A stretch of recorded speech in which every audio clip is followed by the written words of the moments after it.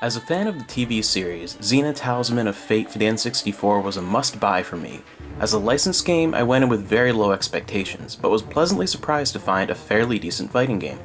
Sadly, content is where Talisman of Fate is severely lacking. The game only includes a bare-bones selection of modes: Quest, just a basic arcade mode, Versus, Roster, and Practice. This wouldn't be such a massive letdown if the Quest mode was more substantial and provided some narrative-driven content.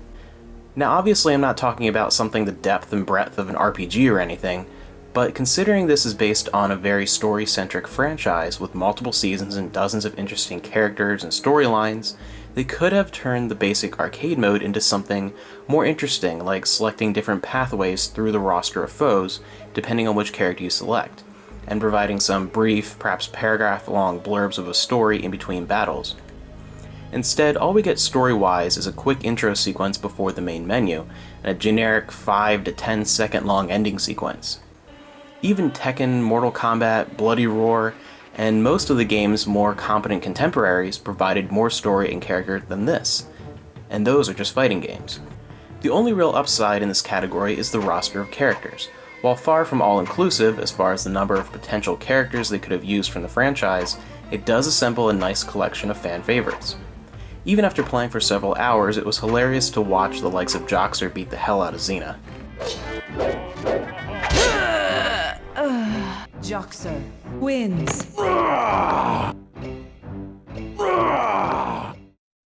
Like its content, controlling your character is very basic. A weak and strong punch button, weak and strong kick buttons, all using the C buttons, jump and crouch, along with a fairly small and simple selection of special moves.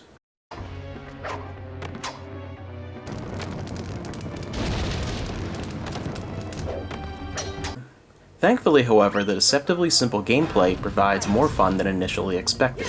The before-mentioned special attacks are all character-centric and true to the show, including Xena's chakram for a more powerful distance attack. There are even some environmental interactions where you can run up the walls and propel yourself over your enemy, and almost everyone is balanced, allowing you to pick your favorite character. I say almost because there are two exceptions.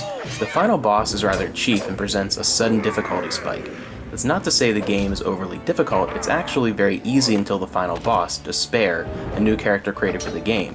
The second exception is Gabrielle, who for some reason, whether playing with or against her, is an unstoppable killing machine.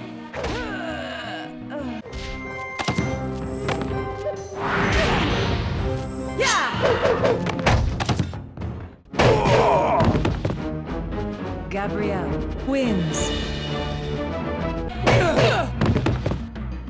Perfect. Versus mode can be fought one-on-one, but it does also support up to 4 players. This sounds like a good idea, but it's also a collision detection nightmare that results in random button mashing and isn't really worth your time. Collision detection as a whole can be a bit off and a bit of a problem throughout the game, but it's nothing too terrible outside of this mode. In fact, that's the best way to describe the gameplay as a whole. It's nothing fantastic and won't be replacing games like Killer Instinct Gold in your N64, but it's not bad and I've played far worse.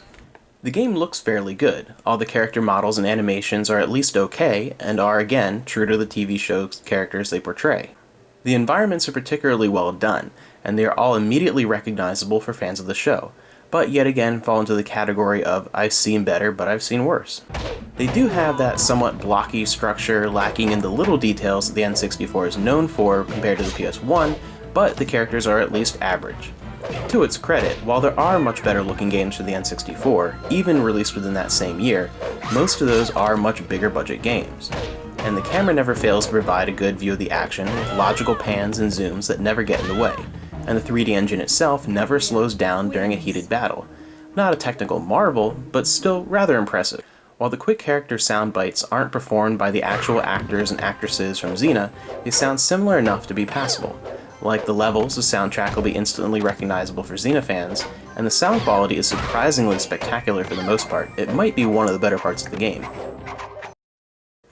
Far from a top-tier fighting masterpiece, Xena Talisman of Fate is still a pretty good game. Considering it's a licensed game, that's saying a lot. The developers are obviously fans of the show, or paid attention to the source material while creating the game. There are even a few little touches here and there, such as Gabrielle switching to Hope whenever she fights Xena, refusing to allow a Xena vs. Gabrielle match. Hope. While it's imperfect and disappointingly bare bones, it's easy to see a fair amount of work was put into making this a playable experience that is true to the source material. For fans of the series, it's a must-try, even if only for the fun of controlling your favorite character and having some hilarious matchups between unlikely foes.